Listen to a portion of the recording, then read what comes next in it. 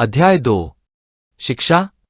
आज तो स्थिति ऐसी है कि जन्म से पहले ही माता पिता को बालक की शिक्षा को लेकर चिंता आरंभ हो जाती है, जिसके साथ महाचिंता यह जुड़ी होती है कि बच्चा बड़ा होकर कैसे कमाएगा, क्या नौकरी करेगा और अपने बच्चे पाल भी पाएगा कि नहीं। परंतु सन 1925 में शायद ही कोई दंपति अपनी संतान के भविष्य को लेकर चिंतित होता होगा। नागराज के माता पिता व परिवार के अन्य लोग भी परिश्रम से परिवार की आवश्यकता की वस्तुएं पैदा कर लेते थे तथा मजे से जीवन यापन कर रहे थे। साथ ही ऐसी आशा रखते थे कि बच्चे भी श्रमपूर्वक अपना पेट भर सकेंगे।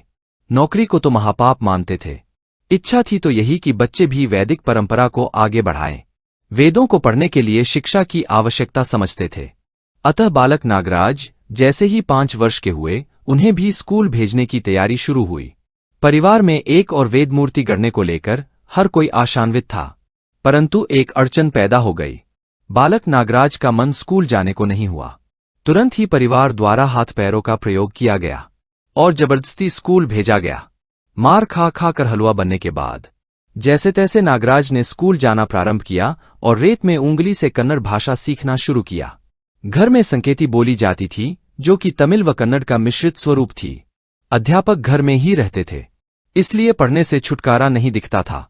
स्कूल में शरीर स्वास्थ्य के बारे में जो थोड़ी बहुत बातें बताई जाती थी, वे जरूर उन्हें अच्छी लगती थी, परंतु स्कूल में उनका मन बिल्कुल भी नहीं लगता था। उनको स्कूल में दी जाने वाली जानकारी किसी तरह से दिन प्रतिदिन जीने के लिए किंचित मात्र भी उपयोगी नहीं दिखती थी।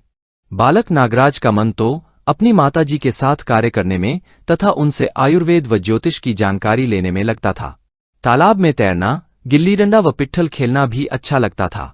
लकड़ियां तराश कर आदमियों के चित्र भी बनाते थे। बालक नागराज को सबसे ज्यादा गायें चराना पसंद था। गायों को चराने में बहुत श्रम तो करना नहीं पड़ता और अतिरिक्त समय भी अधिक रहता है। अतः समय बिताने के लिए बांसुरी बजाते रहते थे। सामान्यतया आदमी गायों के पीछे चलता देखा जाता है, परंतु गायें बालक नागराज के पीछे चलती थीं।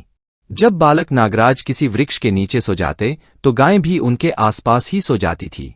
बालक नागराज का ध्यान एक बात पर गया कि उनकी छोटी उम्र होने के बावजूद भी गांव के अन्य जाति के बुजुर्ग उनका बड़ा सम्मान करते थे, प्रणाम करते, उनकी पूजा करते थे। कोई कोई तो उनके सामने दंडवत हो जाते थे। उनके मन में विचार आते, मैंने इन्हें क्या दे दिया है जो ये मुझे प्रणाम करते हैं, मेरा सम्मान और पूजा करते हैं। इस बात का जिक्र माताजी से करते तो वह बस मुस्करा दिया करती। इस तरह इस बारे में वह हमेशा सोचते रहे, परंतु 10 से 11 वर्ष के होने के बाद ही इसके बारे में किसी से पूछने का निर्णय किया। बड़े होने लगे तो बड़े भाई के साथ मिलकर दूध दुहना भी शुरू कर दिया। माताजी के साथ जंगल में जाते और औषधि योग्य वनस्पतियों की जानकारी प्राप्त करते, जो उनको आज भी याद है।